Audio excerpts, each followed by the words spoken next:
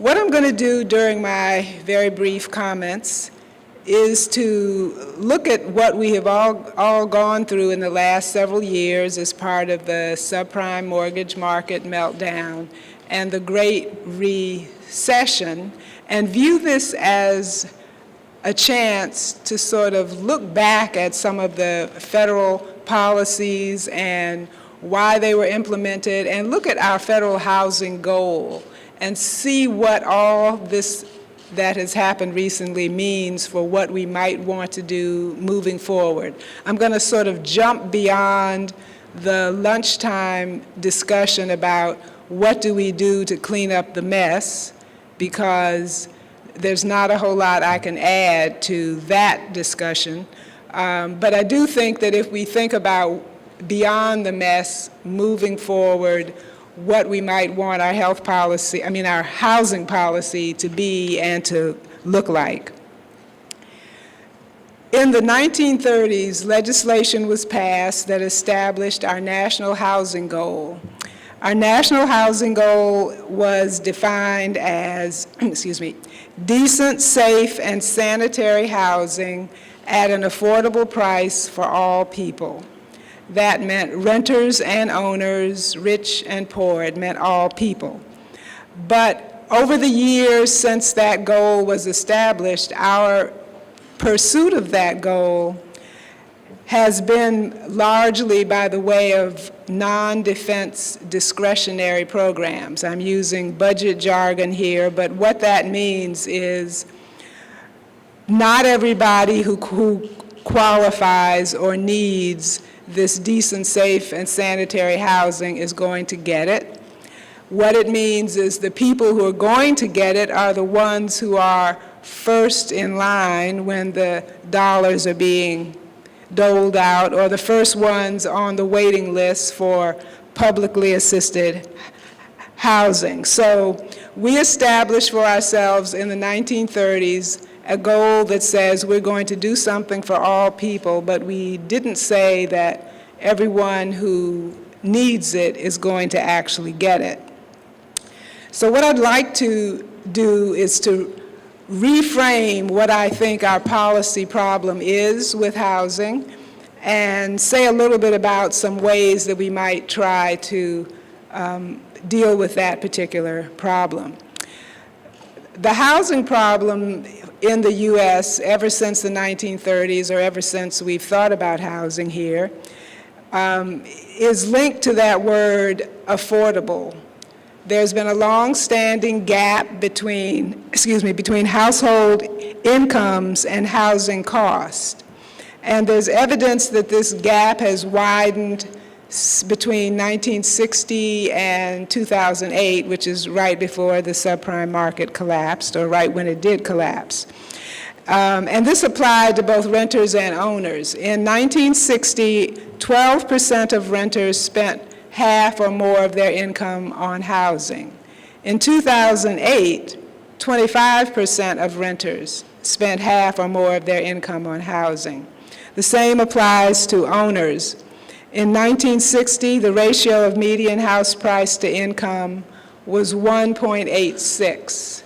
In 2008, that same ratio was 3.34, which was almost double.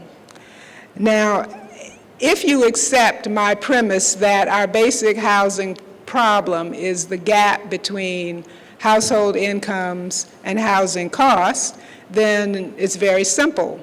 We can either tinker with the household incomes, or we can tinker with the housing cost, and we can somehow bring them both more in line with each other.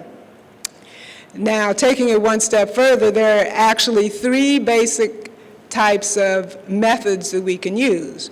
One, we can accept that both household incomes and housing costs are fixed or given, and then we can come up with some mechanisms that will bridge the gap. Over the last 50 years or so, those mechanisms have mainly been mortgages, and some of them have been of the very toxic kind. So I'll say that we have sort of been there and done that. So that's the one approach that I'm going to say we should just put off the table now as we think about moving into the post-subprime era. The second general approach is to assume that the cost of housing is fixed and do something on the income side to make income higher so that you can afford housing better. Usually that doesn't happen in the USA. When income is tinkered with, it's usually done through the tax code, and it's usually in the form of credits and things that wealthier people get more so than poor. So that leaves us with one basic method that we can use. We can accept that household income is fixed, but we can modify the cost of housing by modifying the cost of producing housing. And in the time that I have left, I'm going to say just a few things about ways that we might do that. Two of the ways that I think have shown themselves to have the most promise, one of them is Habitat for Humanity, and that approach, I'll say a little bit more about it. The other one is the Nehemiah Housing Program model, which emanated in New York City. Now, the Habitat approach, the program started in 1976, and they build what they call partnership housing. They have the people who need shelter working with volunteers to build simple, decent housing. The homes are built at no profit. Interest is not charged on loans because the loans are made to people when they buy the homes, but they don't pay interest. The building costs come from a fund that's called the Fund for Humanity, and it's a revolving fund. Money comes into the fund from the payments that the home purchasers make on their no-interest loans, and then the money just goes out again to build more housing. And Habitat housing is clearly low cost, and it does a different kind of job at bridging that problem between household incomes and housing cost. Nehemiah Housing, very, very briefly, started in New York City, mainly in the Brooklyn area. There was a consortium of more than 30 churches that has worked to help build housing largely in East New York and in Brooklyn. They're able to do this because the Department of Housing, Preservation, and Development in New York City helps them a lot. And the HPD, as it's called, for a recent Nehemiah project called Spring Creek Houses at Gateway Estates, they made it possible for there to be a subsidy of $46,000 for each of the new homes, along with, and I think this is perhaps more important than the individual household subsidies, a subsidy of $30 million to develop infrastructure, and they kept the land costs low because this particular development was built on a former landfill in East New York.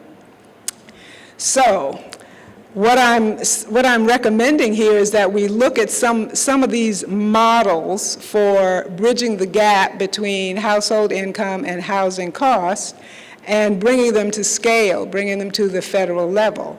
The Nehemiah program was briefly a federal program. No one in this room knows this unless they're a real housing nerd. It was a demonstration program between 1987 and 1989. Now, we're currently in 2013 in what I call a zero-sum environment, where if we're going to add money to do something different or something new, we have to say where it's going to come from.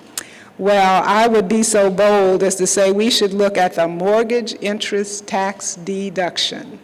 And the reason I would be so bold is to say that it is estimated to cost the federal government $101 billion in fiscal year 2013, and this is tax revenue that the government says we will not collect, okay, because they're letting people write it off. So if we look at some of that money and shift it to programs such as Nehemiah, which was, as I said briefly, a federal program, or supporting more habitat-like programs at the federal level, bringing them to scale. I think when we look beyond home mortgages, which was the topic that I chose to speak on, and if we look beyond the current situation with a lot of foreclosures that are going to work themselves out as they're going to work themselves out, I think it would offer some ideas about how we can move forward in a way that could help narrow that gap between household incomes, housing costs, in a way that is more sustainable and what I would call community friendly. Thank you.